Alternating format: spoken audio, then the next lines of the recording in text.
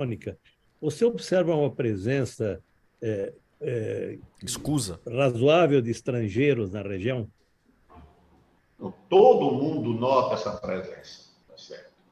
Há uma crônica sobre essa presença. A presença dos estrangeiros na Amazônia é desde a própria existência da Amazônia. A Amazônia foi um espaço de disputa ao longo dos séculos. Quando você observa aquelas 3 Guianas ali no norte, aquele maciço das Guianas, a francesa, a holandesa, o Suriname e a inglesa, aquilo ali é o que remanesceu, é o que ficou da ambição daquelas potências coloniais. A crônica histórica registra 18 incursões espanholas pelo domínio da Amazônia. E por que os espanhóis fracassaram? Porque eles tinham uma barreira quase intransponível, que era os Andes. Eles precisavam sair do Pacífico, subir 4, 5, 6 mil metros e, a partir dali, descer os rios que davam acesso à bacia do Amazonas. Era uma operação muito difícil. Tanto é que o próprio Orellana, que foi o primeiro, era parte de uma expedição fracassada, que foi o primeiro espanhol a descer o rio. Os ingleses fizeram muito mais expedições do que os portugueses. Aqui fizeram 8 ou 9 expedições, os holandeses fizeram mais, os franceses fizeram mais. Por que os portugueses prevaleceram? Eles prevaleceram, em primeiro lugar, eles não tinham o obstáculo dos Andes. Eles tinham a embocadura do Amazonas livre para subir o rio e os seus afluentes. Então, a partir do Amazonas, eles iam para o Xingu, eles iam para o Tapajós, eles iam para o Madeira, eles iam para o Juruá, eles iam para o Javari. Pela margem esquerda, eles subiam o Rio Negro ou Trombetas. Então, eles podiam flanquear todos os rios da bacia amazônica porque eles tinham acesso pela foz. O outro fator foi que eles tiveram 2 grandes aliados. Em primeiro lugar, as missões dos jesuítas, dos franciscanos, dos mercedários e outras missões religiosas. Carlos Alberto, todas essas cidades do Vale do Amazonas tiveram a sua origem em missões religiosas, principalmente a dos jesuítas. Além disso, eles tiveram também uma aliança com os indígenas.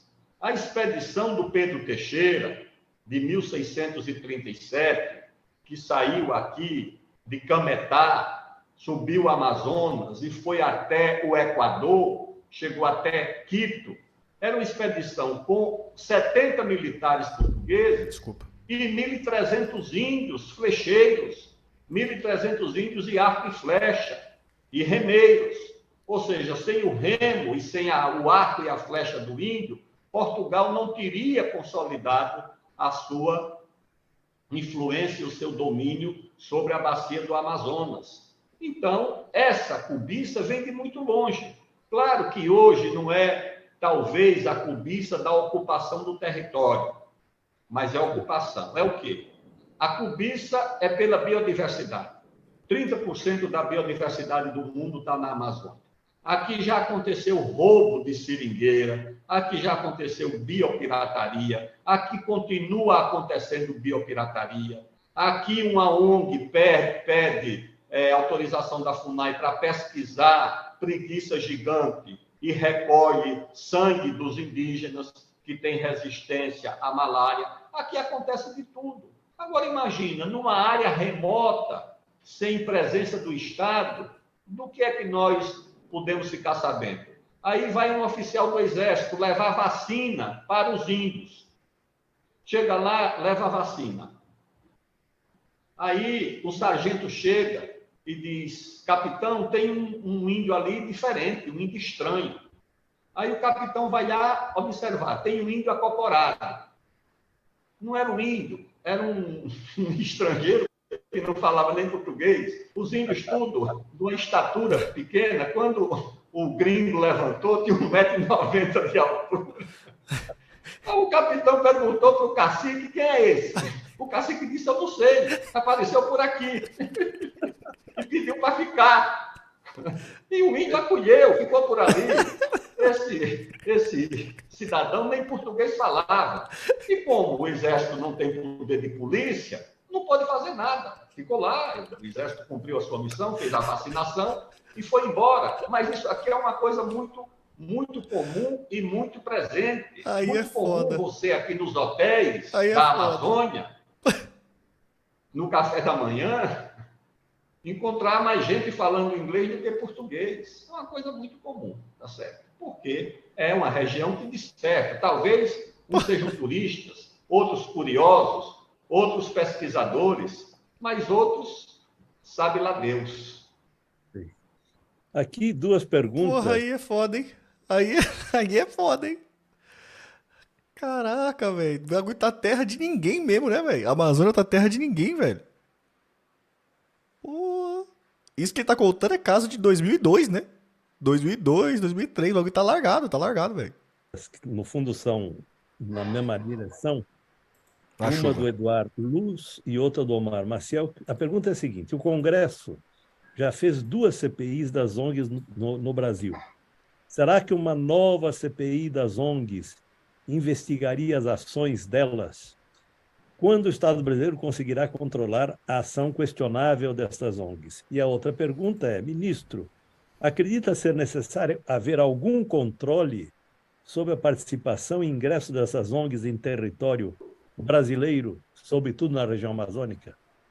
Mas não tenha dúvida, isso é uma anomalia. Você não pode permitir, sem controle, sem prévia informação, sem saber o que vai fazer o estrangeiro, na intimidade do seu país, numa área de fronteira. Imagina se os Estados Unidos, a Rússia, a China, os ingleses, seus serviços de inteligência, vão permitir a circulação franca de desconhecidos, que ninguém sabe o que está fazendo, nas áreas mais íntimas do país, onde está a sua fronteira mineral mais cobiçada, onde está a sua biodiversidade, onde está a sua população mais vulnerável, que são as populações indígenas, inclusive os índios não contatados, as tribos isoladas, como nós temos no Vale do Javari.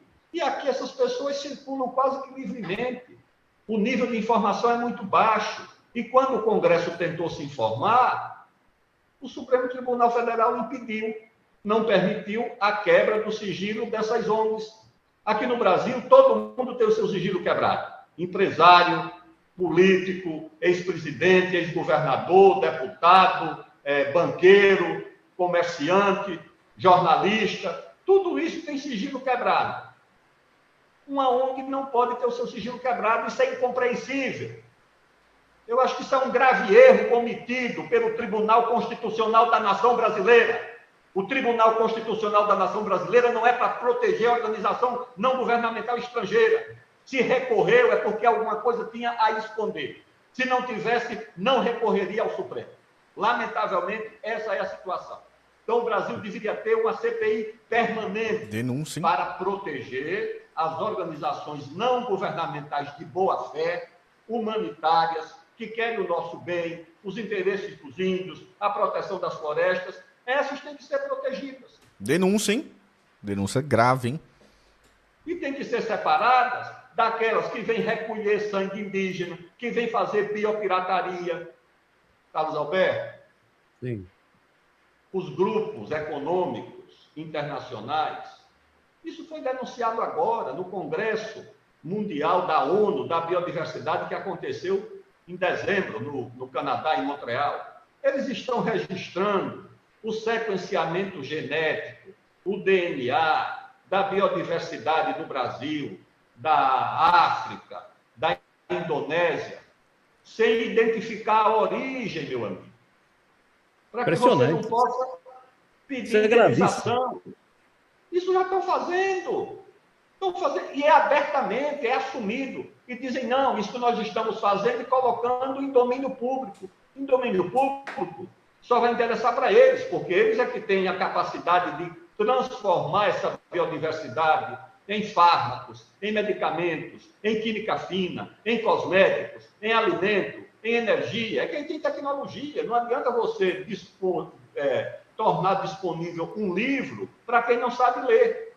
Não adianta você tornar disponível o sequenciamento genético da biodiversidade da Amazônia para quem não tem os meios e os equipamentos para transformá-la numa indústria rentável. Isso aqui nós temos. Então, era preciso fazer uma investigação rigorosa, como eu disse, para proteger as ONGs que querem o nosso bem daquelas que querem os nossos bens, tá certo? Essa distinção devia ser feita, mas, infelizmente, essa pretensão foi barrada no Supremo Tribunal Federal, que não protegeu sequer o sigilo da Presidente da República. A presidente Dilma Rousseff, quando eu era ministro, teve o seu sigilo vazado pelo judiciário, sem nenhuma proteção. Talvez, se ela fosse uma ONG, o sigilo dela tivesse sido protegido.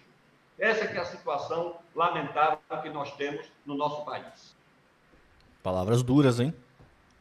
Mano, esse bagulho, de tudo que ele falou até agora, desse bloquinho aí, mano, o que eu achei mais grave, assim, né, é o negócio de gringo ficar pegando sangue de indígena, tá ligado? Coletando sangue de indígena, mano. Que porra é essa, velho? Que loucura é essa, mano? Gringo vai lá, colhe sangue e leva embora. E fica por isso mesmo. Pode isso?